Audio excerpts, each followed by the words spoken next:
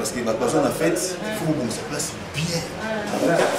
Il faut arranger un mot très bien. La fourchette, tu vois là. Hein? Tout le monde a fait de la vie parce que la communauté de Baboya, il fait des années au moins tôt. Que tout le monde a un zami, que tout le monde a un fomo. Hein? Alléluia.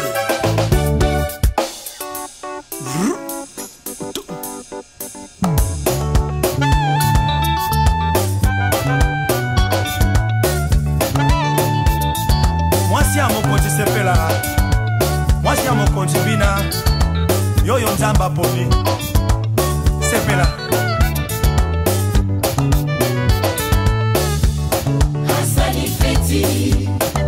Halengisi kasi bato bengisi babona bango koya halambi biloko na masanga kasi bato lambeli babona bango koya esali pasi na mokolo ya feti oyo tango abebisi mpona kolamba bina esali pasi na mokolo ya feti oyo bato abengisi babona bango koya yoyo bonami sepela ote bato babengisi baboyi koya na feti kasi yo bonami kumisa nzambe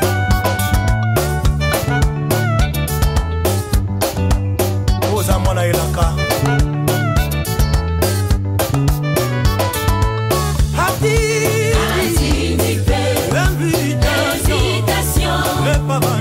bato abengisi babona bango koya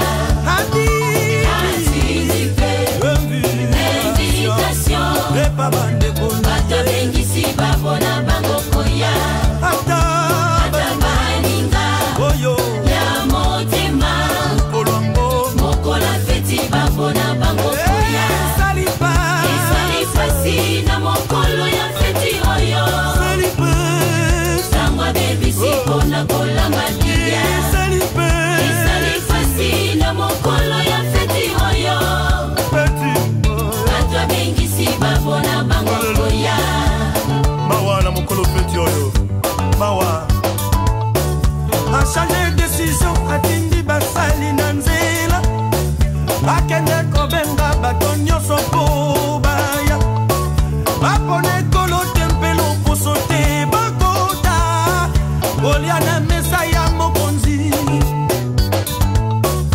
ekutanaki nanga moseka nazalaki wana nakotaki mpe na ndako yawa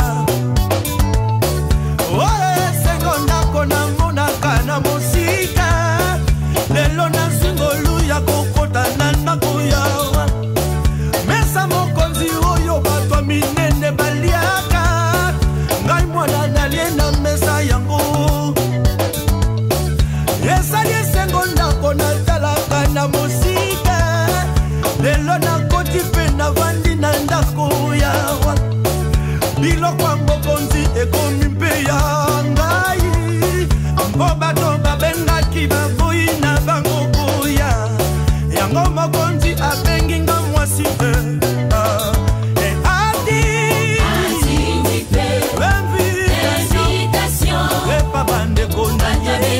babona bango koya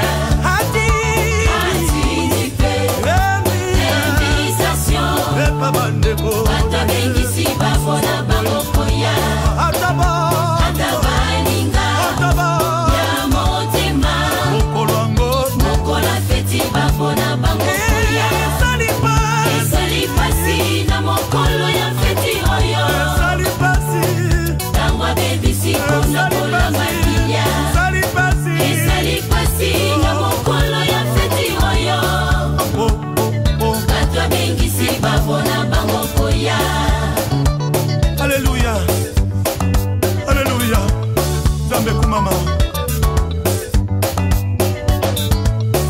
feti yango moto asalaki kolo Yesu bainvite nde bazalaki bana Israel babengaki bango baya kolia biloko pamba oyo basombi na mbongo te basali lolendo mokonzi achange décision atindi basali na nzela balukanga José Moseka na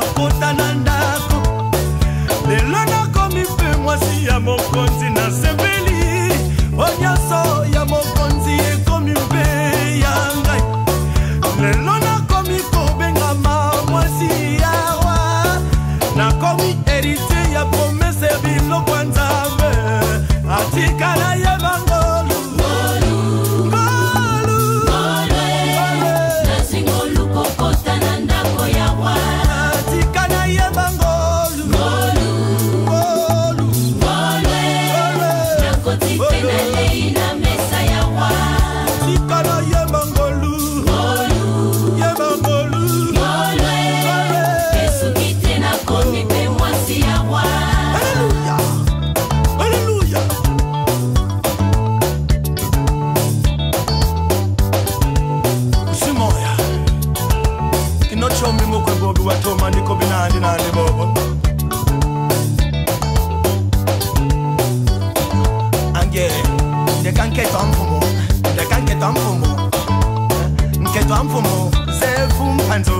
Hallelujah.